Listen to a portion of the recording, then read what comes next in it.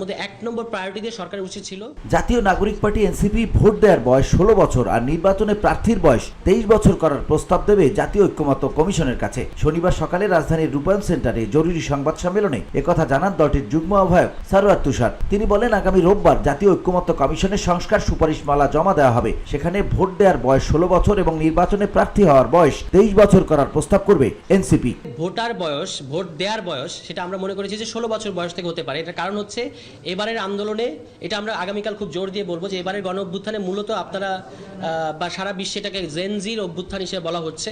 তো এই যে তারা এত বড় একটা স্টেট তাদের এবার গণ অভ্যুত্থানের মতো তৈরি হয়েছে, এর পরবর্তী যে বাংলাদেশ এবং আসন্ন যে নির্বাচন, এই নির্বাচনে তারা মতামত দিতে পারবে না শুধুমাত্র এই তাদের বয়স 18-র নিচে হওয়ার কারণে। এটা আমরা যৌক্তিক মনে করছি না। গণ অভ্যুত্থানের পর সংবিধান আর কার্যকর নেই উল্লেখ করে নতুন সংবিধান রচনা করার দাবি জানান জাতীয় নাগরিক পার্টির এই নেতা। সারোয়ার বলেন, এনসিপি মনে করে আগামী নির্বাচন গণপরিষদ হওয়া উচিত। সংবিধান সংস্কার কাজ শেষ করে একটা নির্দিষ্ট সময় পর এই গণপরিষদই আইনসভায় রূপান্তরিত হবে। আওয়ামী লীগ এখন পরিষ্কারভাবে একটা দেশবিরোধী শক্তি এবং ভারতের এজেন্ট। তারা যদি আন্দোলনে নামে, সেটাকে আমরা আন্দোলন বলবো না, তারা একটা দেশকে অস্থিতিশীল করার জন্য নামবে। তখন সেই ক্ষেত্রে পুলিশ প্রপোর্শনের যে বল প্রয়োগের যে অধিকার পুলিশে আছে, সেটা সবসময় থাকবে।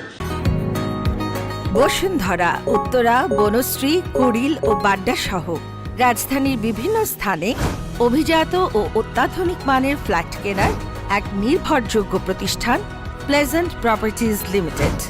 তাই আপনার স্বপ্নের আবাসনের জন্য আজই যোগাযোগ করুন।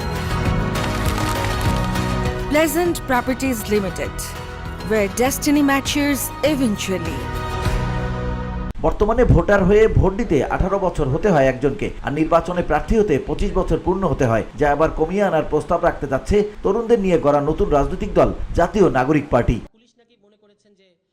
VOD Bangla news desk.